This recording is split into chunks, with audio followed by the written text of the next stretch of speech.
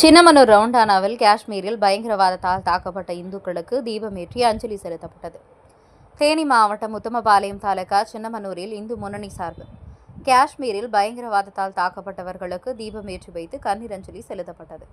அதனைத் தொடர்ந்து தாக்குதலுக்கு எதிரான கண்டன கோஷங்கள் அவர்கள் மத்தியில் எழுப்பப்பட்டது. பின்னர் பாகிஸ்தான் கொடியினை தீயிட்டு கொளுத்த முயற்சித்த போது காவல்துறையினர் அதனை தடுத்து நிறுத்தினர். இதன் பின்னர் இந்து முன்னணியினர் மத்தியில் தமிழக காவல்துறையா அல்லது பாகிஸ்தான் காவல்துறை என்று கோஷங்கள் எழுப்பப்பட்டது.